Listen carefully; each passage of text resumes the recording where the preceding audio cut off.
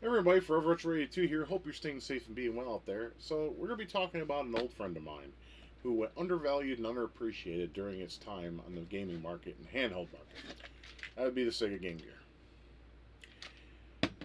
Now, this thing essentially is just a portable Master System. So, if you didn't like the Master System, there's a good chance you wouldn't like the Game Gear. However, it holds its own against the Game Boy. It was the only competitor that Game Boy had to where it lasted more than a couple years, unlike the Atari Lynx. And the Lynx was more powerful than both pieces of hardware because Nintendo's Game Boy was basically a handheld form of the NES, and the Game Gear was essentially just a reworked Master System. They were both based off their console counterparts, so you would have the console experience in a handheld form. And they put out some chonkers and some hits on both systems.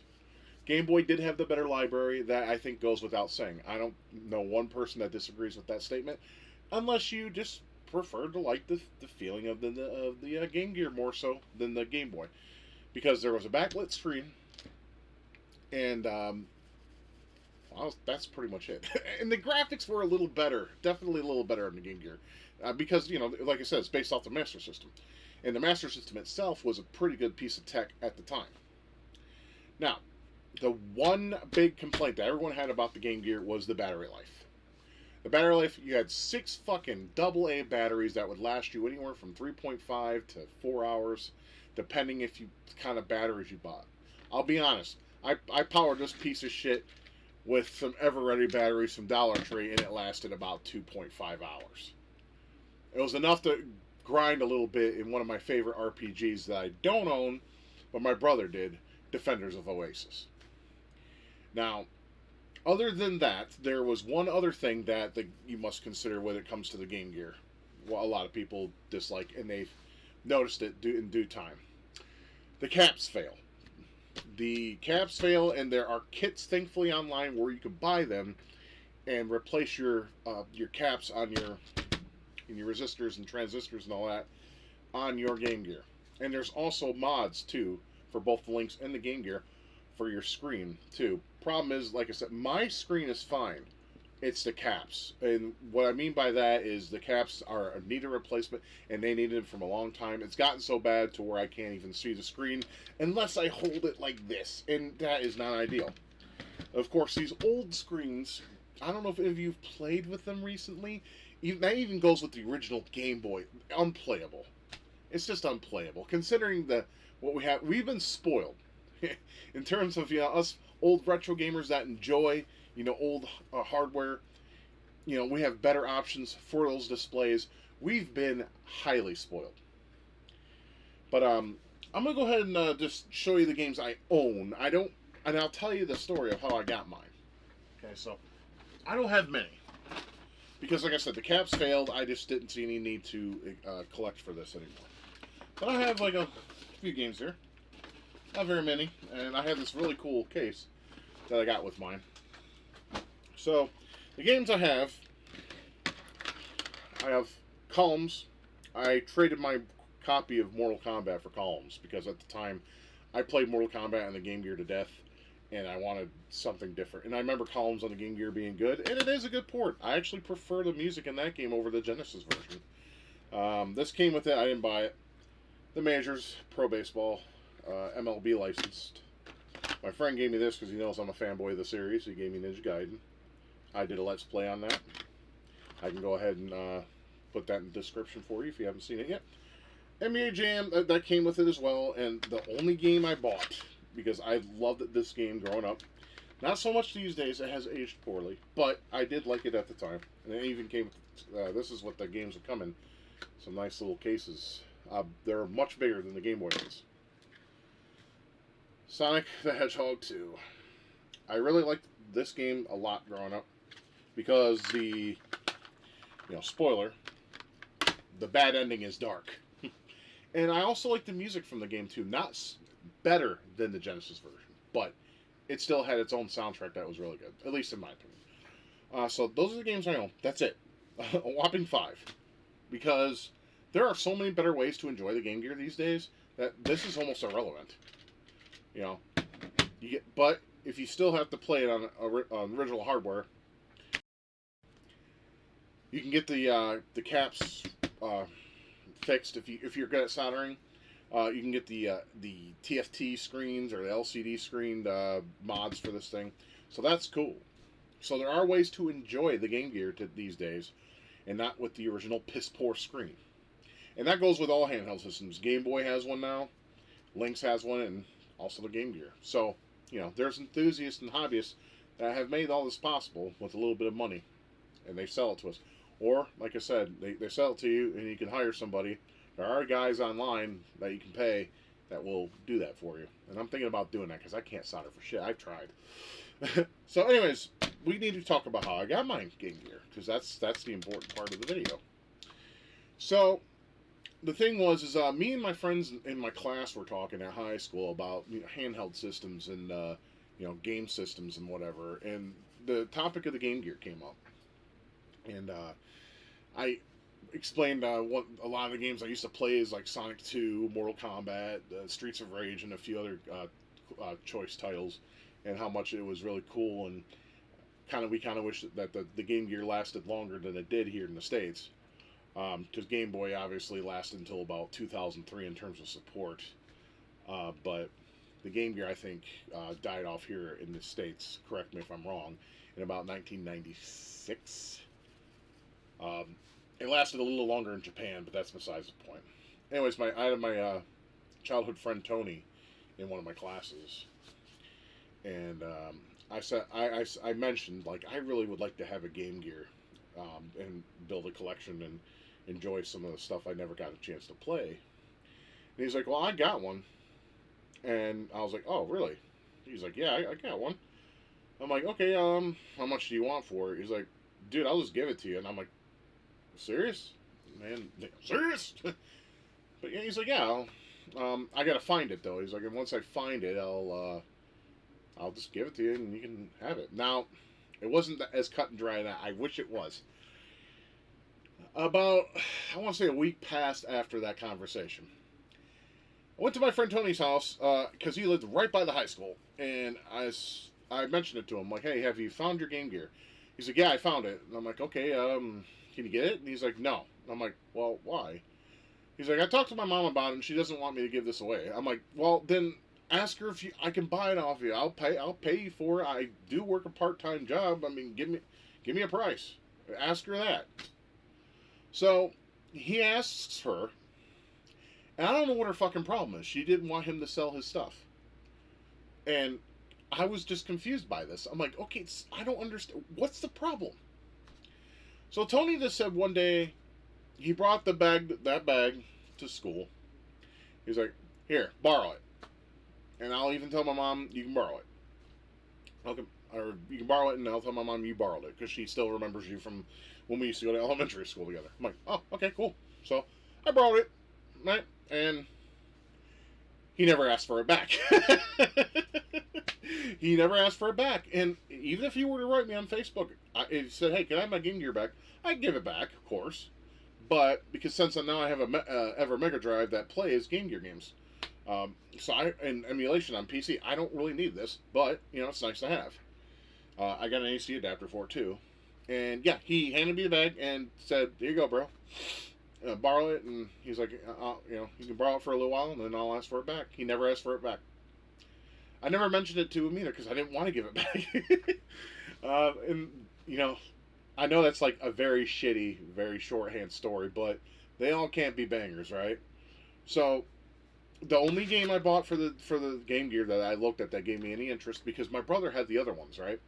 My brother had two games, Crystal Warriors and Defenders of Oasis. Both are fantastic RPG-esque games.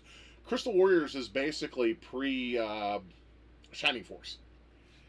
So if you like, I mean, at the time I loved that game. Not so much these days because those kind of strategy games I'm just bored of, I guess you could say, or I didn't really, I'm not a big fan of them, if that makes sense anymore. I was then though. I mean, him and I think I mentioned the story when my brother and I stayed up for about 3 days playing Final Fantasy Tactics, and when we beat the game, my brother got so pissed off about the ending he snapped the disc, and we both went to bed for about a day and a half. That was. I mean, I didn't say anything. I understood I understand that he was pissed off. So was I. because we would spend up 3 days. We were hoping for some kind of awesome ending, and then we get what we got, and it was garbage. And then he just he didn't even say anything. Now, my brother's one of those people that if he's pissed off, like highly pissed off, to the point where he just wants to scream and break something, and then he'll just stay silent. He will not say anything. I guess that's where the quiet ones you gotta watch takes into play, right? So, like I said, he presses the power button, presses the open button on the PlayStation, took out the disc, and just and then threw it away. And then he left the room. Didn't say a fucking word, not once. And I just sat there, and I'm just like, that was a very shit fucking ending. Because me and him stayed there for 3 days. Totally off topic, I know, but I just thought I'd, go ahead and revisit that. So yeah, I didn't want to get back to Game Gear though. I wanted to keep it and build a collection. Now, like I said, the games that are here, other than Ninja Gaiden and Sonic 2, oh, and I also bought Mortal Kombat, but I traded, like I said, I traded that with a friend of mine named Brian for Columns. So those are the only 2 games I bought. Now, you could probably be sitting to me saying, well, like, why did you buy Mortal Kombat? That game sucked. At the time, I liked it. At the time when it was new, I liked it. And a part of me still likes it. One thing you should consider, though, if you don't want to collect for Game Gear, but you do want to collect for Master System, you should go ahead and pick up the Master System versions of some of these Game Gear titles. Sonic 2 is on the Master System. Master of Darkness, I believe it's called, the Castlevania game, Castlevania-esque game. That's on there. Sonic the Hedgehog, Sonic 2. I think I already mentioned that. There's a lot of the Sega stuff that was released long after the Master System came and went here in America. And like I said, there's also an adapter you can buy for the Game Gear too, that allows you to play Master System games on your Game Gear. And Sega made an officially licensed product that it was used for that purpose, same as the power base converter, which allowed you to play Master System games on your Sega Genesis. There was also a TV tuner for this, where you can actually watch TV on this piece of shit through analog waves, which don't exist no more. I'm pretty sure there's some shit you can connect to it Fanatical to make you watch it, but who wants to do all that just to watch some gay shit on TV? Because that's all it's filled with now, is fucking DEI gay shit. I mean, I can't tell you the last time I watched TV. Well, I did. I told you. It was 2007. Because there was a series I liked that I watched with my mother, and that was it. What I Like About You. I watched that with my mother. Some, mother-son bonding thing, you can call it. It wasn't really a bonding. It was kind of a cringe show, but I watched it with her because, well, my mom was lonely, and she just wanted some attention from one of us. So I was the one that spent time with her. When she was alive and back then. So, yeah. So that's pretty much the story of the Game Gear. I know, very cut and dry. Well, not really cut and dry, but very underwhelming. I know, but yeah, I got this from my friend Tony, and if my friend Tony ever asks for it back, I will give it back to him. I'm keeping my copy of Sonic 2 and Ninja Gaiden though. I paid for that. Well, one I was given to by a friend, my friend Dan, and then this game I bought. But chances are I will never get this for play. I would like to get it. I probably won't. I would like to get the caps replaced, and I would like to get a new screen for this system. But same with my links that I got from a friend too. But I need to find the right people and come up with the right amount of money. But all things considered, the D-pad on this is not so great. It's sunken in the middle. And it's very hard to make proper movements without getting pissed off and wanting to throw the motherfucker. I've had many times where I wanted to chuck this fucker because it wouldn't respond. Now, the 1 and 2, they're concave, and they feel very nice in the fingers. And of course, you have the start button. I really wish there was a pause button on the Master System that wasn't on the console itself. Now, the thing is, if you do play Master System games on this, if memory serves me, I think there's a pause button on the converter itself. I could be wrong on that. But, I mean, you don't have much to go on here. You have, you have your brightness here, volume here, on-off switch here, where you can plug into the mains, right there. I mean, my camera sucks, but yeah, you can see that, yeah, right there, right there. Cart slot, And for lanyards, do any of you still use lanyards? I don't. The last thing I used a lanyard was a Wii remote. Because remember, people were throwing those into the TV, fucking breaking their shit. So yeah, that's my story of the Game Gear. So we're gonna check out about 4 games for the system that I played because, like I said, I didn't play much on the Game Gear growing up. It wasn't until much later that I discovered emulation that I was able to dive a lot deeper into the Game Gear's extensive library. I found a few games on there that were really cool at that time frame, but I like to be able to basically show you the games that I played when I first played the hardware. So I'm going to go ahead and cut this, and we'll get to the gameplay footage. I thought I'd do Mortal Kombat first because that will be the shortest amount to show. As you guys know, I like to try to play a little gameplay so you can see what you're getting yourself into. Now, I will admit these days the handheld ports of Mortal Kombat are very cumbersome. They're very underwhelming. But this version was better than the 2. And if you don't believe me, check it out.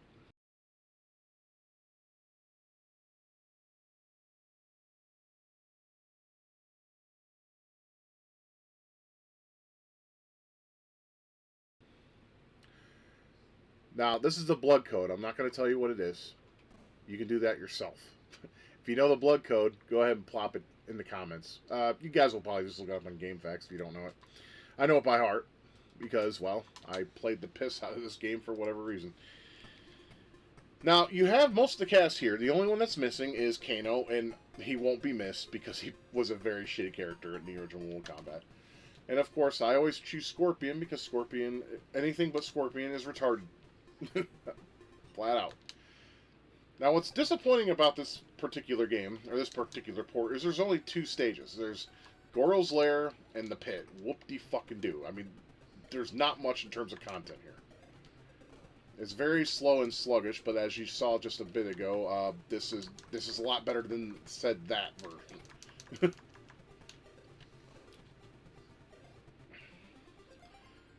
But I have good memories with this game. I used to play this all the time. Like I mean, probably more, like at least once a day for at least, I don't know, about a year.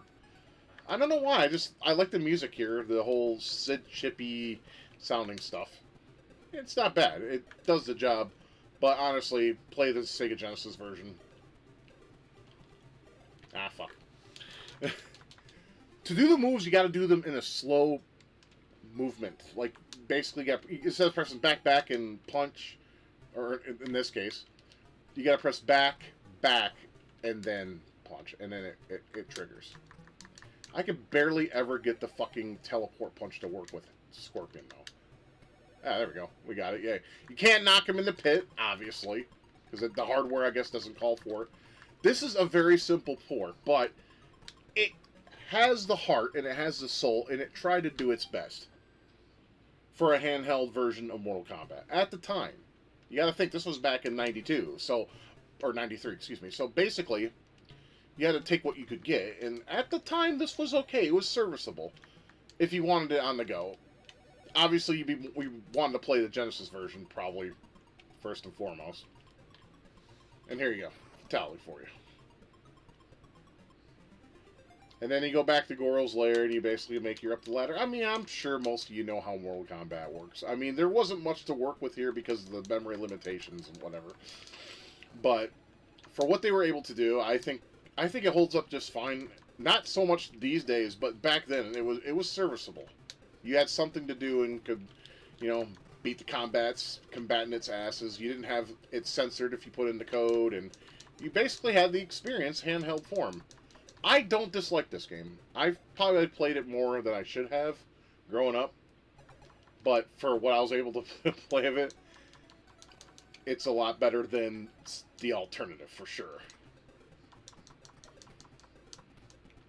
But in Europe, you had this game for the Sega Master System. Now, how does that fare compared to this version? Well, why don't we find out? So in PAL territories, Europe and Brazil got this version for the Master System. It's pretty much the same, but just different resolution. And in some cases, I would say it's better because of it. The shrunken down screen does not do us any favors in the Game Gear port. but Blood Code still remains the same. I mean, like I said, the Game Gear is essentially a portable Master System. You're seeing the exact same gameplay. The only difference is the resolution. And in some cases, that's better. I mean, look, you have more screen to look at. Kind of reminds me of those bootleg MK games that we see on NES. Those were terrible. Don't play them. And in this version, you can actually pause the game, unlike the Game Gear. Of course, blocking is a pain in the dick. I think you gotta press both buttons 1 and 2. Let's find that out. It's been a while since I played this version. Or is it... Oh, fuck. Okay, yeah, it's holding back in button 1. Or punch, in this case. I mean, I never knew this existed until I delved into emulation. So, you know... You have more screen real estate, a lot more to look at. I just got my ass kicked by Raiden, whatever his name is. It might be this day of the week. But yeah, definitely preferred port. I'll take him out before we call it a day on this particular game. Granted, he doesn't kill me first.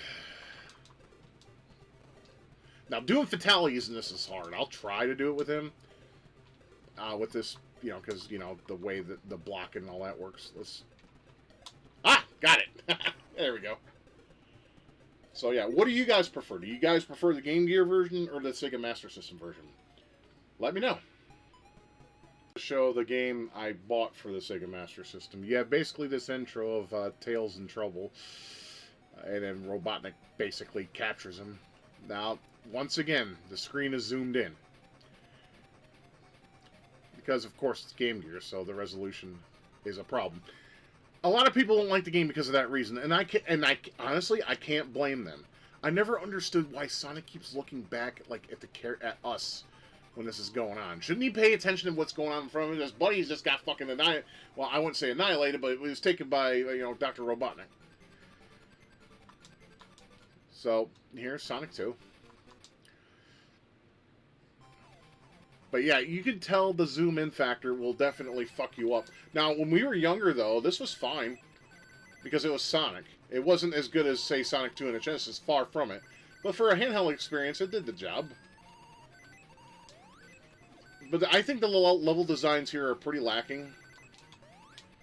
And the fact that you have to get fucking the emeralds without doing like a special stage. You have to like get them in a certain, like they're like the first game. You have to. I'm all over the place. They're basically hidden in pretty much a level between the 3 zones that you have to play through each level. But yeah, I used to love this game and the music and everything in it because it was fun for the time, and the music was good for what it was. You know, because you know. There's only so much they could work with. But yeah, I enjoyed this game very thoroughly. I've gotten the good ending after like spending many moons trying to find the fucking emeralds. Now, the emerald I believe is in this stage, I think. I'll see if I can get it just for you guys.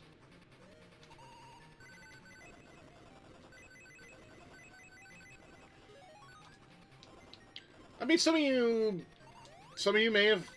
Ah, fuck. Some of you may have played this and liked it, or some of you may have played it and hated it. Personally, I love this game. I still like the first game more, though. I have to be honest. Probably because my bias towards, you know, being a big fan of Yuzo Koshiro, because he did the music for the first game. Alright, I think the Emerald is after this part. I'm not entirely... No, it's not. Okay. Maybe I missed it. Nah, doesn't matter. I'm just showing you gameplay. It doesn't matter if I get the shit or not. But yeah, you have to find the emeralds, and I find that to be stupid. I wish there was like a special stage. They could have done something with that, because holy hell, they released a shit ton of Sonic games on the Game Gear. And some that doesn't have Sonic either. Some of them had fucking Tails. Tails Adventures is on here. They weren't released here in the States, but they were released... you know, in Europe and whatever. because Europe, like I said, the Master System was loved in Europe, like, big time. So... And see, Robot could have killed Sonic right there. He should have just let him die. I guess maybe he didn't want nature or natural selection to give him the satisfaction. Now, this boss pisses everybody off because of the resolution. It's completely fucking random, but I'll see if I can beat him just for you guys. Yeah, this is where it gets retarded. This is worse on a Game Gear screen, if I can be honest. It's so much better on emulation because of the screen. Of course, there's the mods I mentioned earlier that fix that problem too, so... Then Robotnik just flat out goes and kills... Robotnik is an evil bastard in this game. I mean, I'm not gonna, like, spoil anything, but if you guys, like, played the game all the way through and got the bad ending, you'll understand exactly what I'm talking about. And then he just ran in there and killed that motherfucker with the blade on his fucking little writing machine. I don't know the name of it, nor do I care. I'm not a furry, and I'm not a Sonic fanboy. I just like a few games in the series, of course.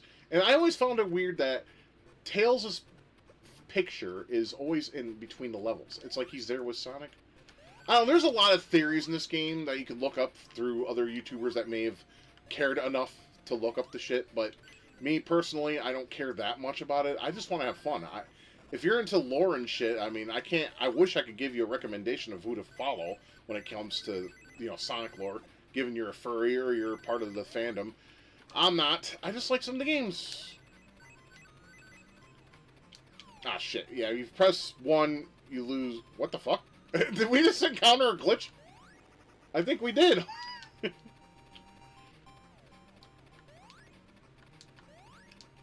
That's interesting. Okay, I never had that happen before. I think that was a glitch. That's kind of cool. I'm glad we got to experience that together. Now I'm going to show you basically the hang glider. It's shit, though. Just don't press 1, otherwise you lose it. Basically, you go down, you press back, and then you glide a little bit up. I mean, seriously, this is dog shit in terms of control. But, you know, I guess compare this to Mario World. I mean, they're similar. So, there's that. But yeah, it's your standard Sonic adventure. Find the emeralds if you can, and go through the stages. You got some banging tunes in this game. Now, of course, just like with Mortal Kombat, let's go ahead and compare this to the Master System version. Now, the intro is slightly different in the Master System version. But, like, the sky is more clear, I guess you could say. But it's brought to you by Sega in both Europe and Brazil, once again. Some of you may prefer this over the Game Gear, and I don't blame you at all. I really don't. The resolution is much better, everything, you can see everything, and it's nice. I'll even admit it's pretty much better than the Game Gear version. I didn't play this version until much later, though, so you can't really blame me. But you can anyways. See, right off the bat, it looks so much better. So much, you can see everything much more clear, and it runs good for what it's trying to do. Get up, dude. Stop rolling around, you lazy bastard. Yeah, so, you know, right off the bat, the resolution is just much, much better. I know I keep talking about that, but it's the truth, though. You can see more, and in that case, your gameplay will be a lot better. I want to see if I can figure out where the emerald is. I'm pretty sure it's in the second act. I want to see if I can do that, just for the sake of the video. No, I don't. I'm pretty sure it's in Act 2. If I don't get it, we just don't get it. But yeah. So yeah, you can see if the Master System did better over here, we could have gotten these games for the Master System, and it would have been better, obviously, because it looks and plays better. And you can't. Hey, you can complain, but why?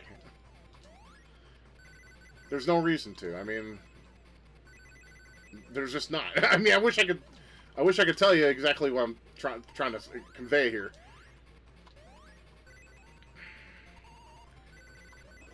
I remember specifically there was a part you go really high. This could be it right here. Ah! Ah, I fucked up. Okay, I remember now. It is up there. You want to basically get up there and then follow the path, and then there's a part where you got to roll through the wall, and then that's where the emerald is. So, let's just go ahead and finish this particular stage. We're almost there. Yeah, I always like pressing down. Sonic looks all freaked out. He's like, what the fuck? But yeah, that's the Master System version of Sonic 2. Much better. Much better. You can see more. It's not zoomed in. Better resolution. More to see. I mean, it just goes without saying. But for the portable experience, Sonic 2 on the Game Gear is good. At least in my opinion. Alright, time to move on. Now, this game has a funny story to it. Well, it's not funny, but there's a story behind this game. I just remember I was sitting there playing a rented game at the time. Don't remember exactly what game it was, but it was something I rented for the Super Nintendo. And I remember my friend Steve called me, and my mom called me down and said, hey, Steve's on the phone for you. He sounds very excited. And I was thinking, well, what the hell is he excited about? Because most of the games on the Game Gear I played at his house. Because my friend Steve had one when he was a kid, basically, over the Game Boy at the time. But then later, when the Game Boy Pocket came out, he bought one of those and realized what he's been missing. Like I said, the thing is the Game Boy did have a better library, but the Game Gear had its own, some games. So we're looking at basically the first beat 'em up on a handheld that was competent enough to be considered as such. And that, other than Double Dragon on the Lynx, but some people don't like that version because it's very zoomed in. But that's why I said competent. You can tell by the music what this is. If you don't, there's something wrong. If you don't know what this music is, you've been living under a rock for the past 30 fucking years. If you're as old as I am, that is. I'll let it play a little bit. This PSG rendition is really good too.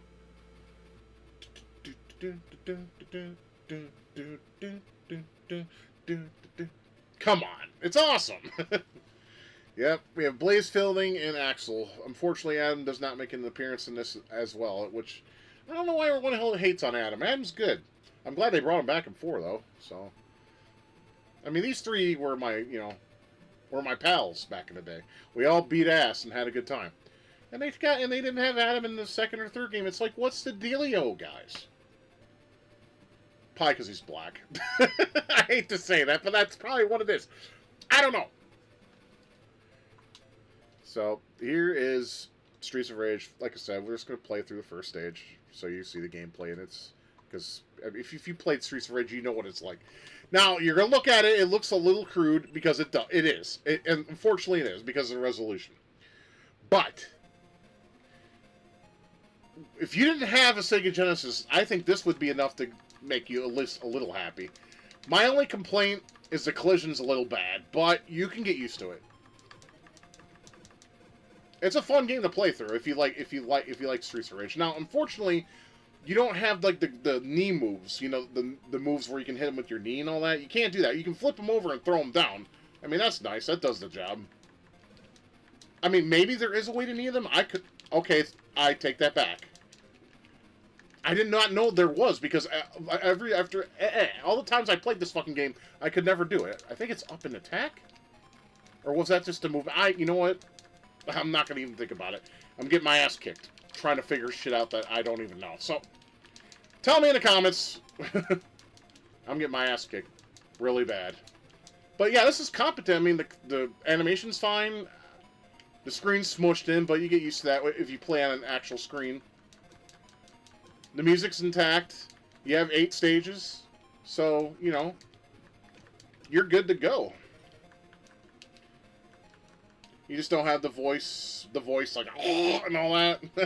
I mean, are you going to miss those really at the end of the day? I don't think so. You move quick, which is also nice. There's the pepper. Of course, I missed them, because, like I said, I'm not playing this seriously. I'm just playing this just to show proof of concept, you know, of what you had back in this time frame. I never pick up weapons in Streets of Rage because I always thought controlling them was not fun. The second game, it was better, but it's just here. I'll pick up the pipe just to make you guys happy. I just don't like the way the weapons controlled in the first Streets of Rage. The other two on the Genesis, they controlled just fine. Yeah, you notice you don't see the bitches with the whips either. I always thought that was a strange choice. Hey, it's bootleg Netflix.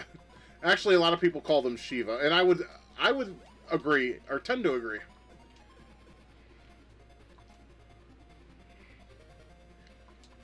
But anyways, my friend Steve's like, dude, I got Streets of Rage. You got to come over and play this on my Game Gear. It's great. And I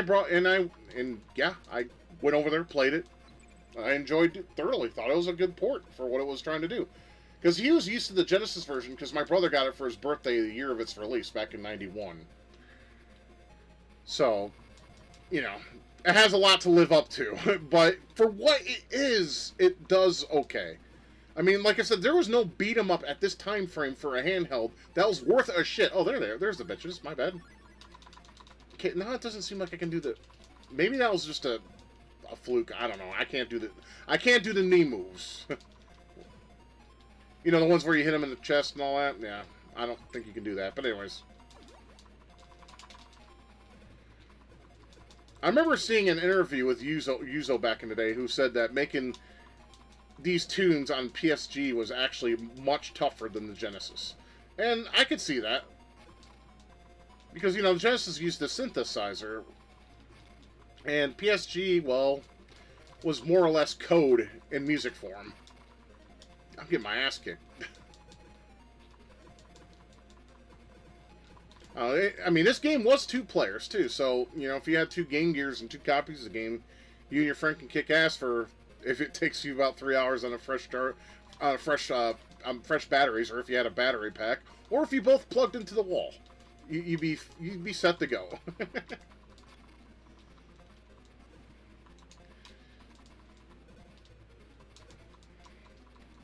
Yeah, Yuzo Koshiro said that making this version was harder, or more of a challenge to, because you wanted to replicate the sound of the Genesis version on PSG, because that's what the sound processor was, or what they used for the sound for Master System and Game Gear was PSG sound.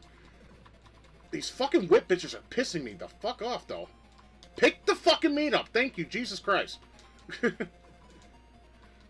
I'm giving you a bunch of praise, and fucking people are like, bruh, you're praising this shitty-ass game. I still think the second Game Gear game is probably best, because it has pretty much everything you have. Do not play the Master System version of that. I did a play of that, and it was fucking terrible. Okay, but you can fucking die now, you stupid skunt. Get out of my face. Alright. Old boy Tony with this boomerang. I don't know his actual name. I always called him Antonio, though, when I was a kid.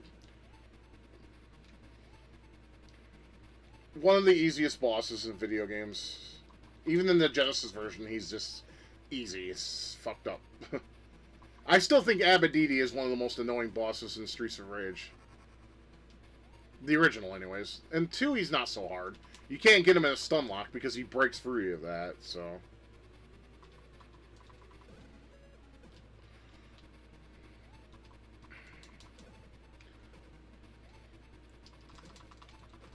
Come on, die! Your fucking energy bar is depleted. What the fuck? Why are you still alive? Ah, stupid bitch. Okay. I should do it. There we go.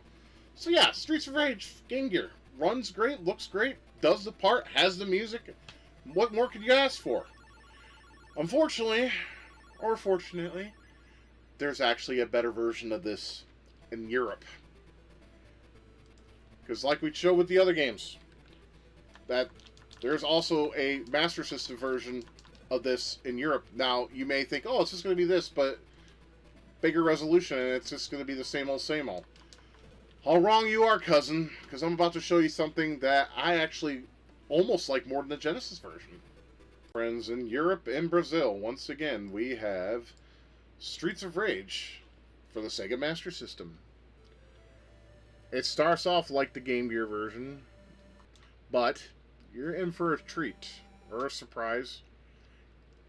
Right off the bat, you have all three. You have Adam, Axel, and Blaze. And you have two difficulty options, normal and hard. And since we're just going to play some of the first stage, we'll go ahead and play Adam. Why not?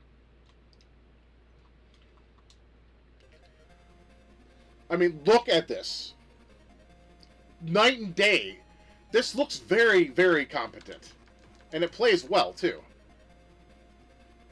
Compared to the fucking Game Gear you just saw, I would have loved to have seen this on the Master System over here in America. They even have the idle animations. I mean, I'm surprised this was even a thing. And when I first played it, it blew my mind because I'm like, holy fuck. I'm like, this is on Game Gear? Or Master System, excuse me. I mean, yeah, it is on Game Gear. And that version's good, too, for what it was trying to do. But this is the Master System version. And it plays so well. It looks well. The music's the same, of course. Now, let me grab them and see if I can do the whole knee thing. Without getting thrown, and that would be nice. Oh, look at that. We can do the knee moves. Look at that. Hell yeah. See? This is the full Streets of Rage experience. Like I said, not the Game Gear version, because that version is still good for a handheld. The best beat-em-up for a handheld for that time frame. That and Streets of Rage 2, until the Game Boy Advance was released, and we got a very competent port of Final Fight 1. Farty soundtrack and all. Yeah, wouldn't you guys have loved to have seen this in America? I sure as fuck would have.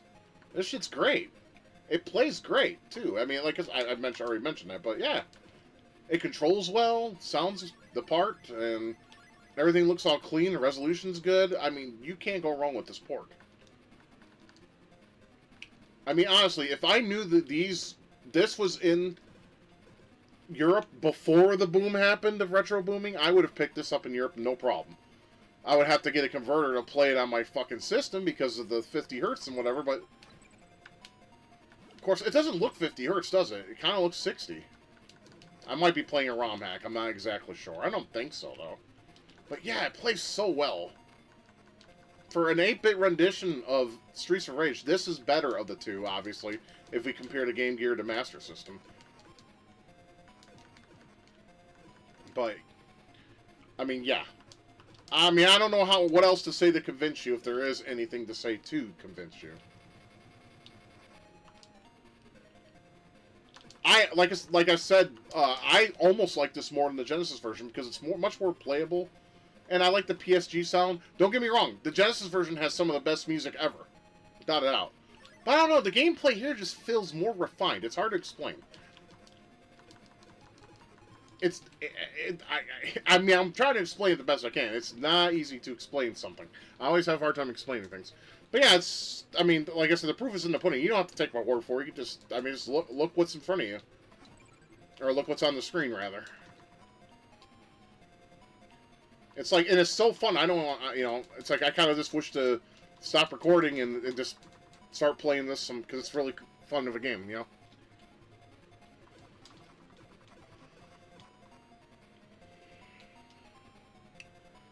But, I mean, so yeah, this is Streets of Rage on the Sega Master System, once again. Just in case you missed it the first time. Highly recommended.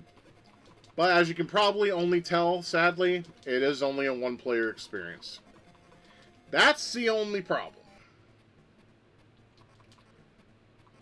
But, you know, I don't know, like, do what I used to do with my friends. If you have to play with somebody, just pass the controller back and forth when you lose a life or when the level's over. That's what we used to do, and it was fine. Yeah, sure, it's fun when you're both on screen beating the shit out of enemies and stuff, sure. But, you know, if you guys want to play together alternately, I mean, you do that here. I got my ass kicked, of course, because, well, this boss is a little harder than the Game Gear version, obviously.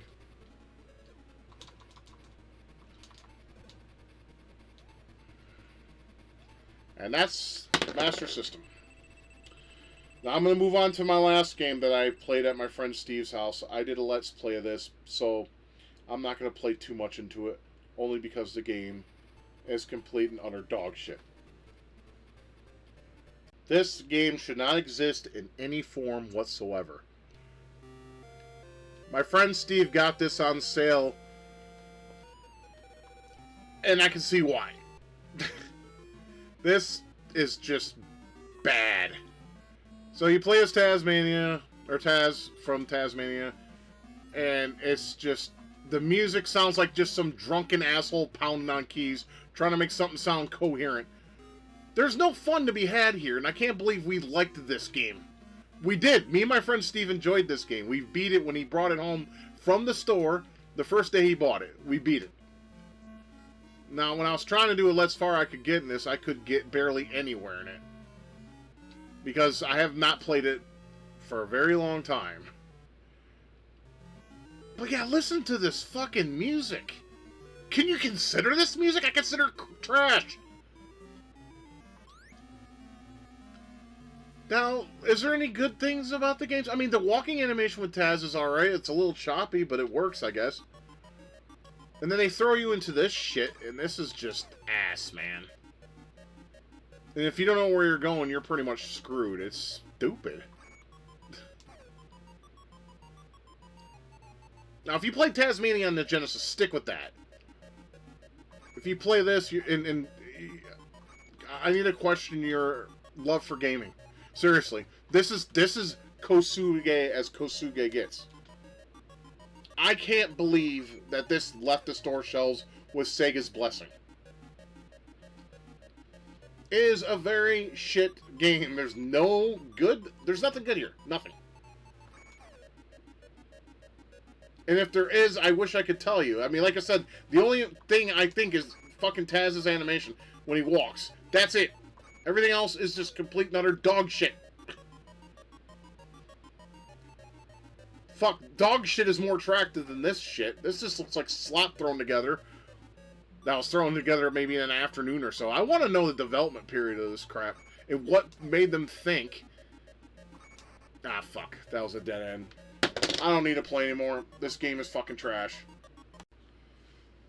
So as you can see, that was my experience with the Game Gear growing up. At least when I first played it for the first time. And I also went ahead and showed you some of the Game Gear ports that came out in Europe that we never got here in America. So I wanted to throw that in for an extra bonus so you can go ahead and compare. I was trying to explain it the best I could. It's hard to when you're just trying to both concentrate and talk about what it is and whatnot. But the fact remains, though, that most of the Game Gear ports to the Master System were better. We never got them, though, because, as I said before, the last game here in America was Sonic the Hedgehog. The first one. We never got Mortal Kombat or Streets of Rage, which is a shame, because those were really good on the Master System. Europe got blessed by them because in Europe, Sega is well loved. But time is what time is, and thankfully, thanks to emulation and other ways that we can actually finally experience these games now, there's no reason to not to. So, I liked the Game Gear, though. Regardless of the things I may have said that were negative, I do enjoy the system for what it was worth and what you were able to do with it, and like the whole TV tuner thing, and able to play Master System games on there. And there was also Game Genie for it, and it was a big bulky thing. I mean, there's a lot you could do with it, and it was cool for the time frame. And it was a good competition with the Game Boy. It's just a shame it didn't get more games in the library that were actually worth playing. But there are some gems on there. Every system other than maybe the Jaguar. Well, there's Tempest 2000 and maybe Aliens vs. Predator. Have you guys ever played that lately? Never mind. That's a topic for another time. But most systems have, even the shit systems, have at least one or two games that were good on there, right? Game Gear had more than that. It had quite a few. And those were the games I was exposed to first. And like I said, it wasn't until much later when I discovered emulation that I was able to enjoy more of what the system had to offer. But for what I was able to offer, as small as the library was growing up, I'm happy to have experienced it during its heyday when it was around. So, I hope you guys enjoyed this video for what it was worth. I hope you liked the Game Gear. If you have any memories or things you would like to share with that has to do with the Game Gear, I would love to see them in the comments below. And with that, I am signing off. So you guys have a great rest of your day, week, or whatever you want to call it. keep gaming, keep loving each other, and keep it retro. And the next time we see each other, you take good care of yourselves, and we'll see you soon. Thank you for watching my video. If you liked what you saw and would like to support my channel, please consider being a patron. I'll put your name up with these fine folks who have donated to this channel, and that would be awesome to have you on board. If not, that's entirely up to you. I hope you have a good day and take care.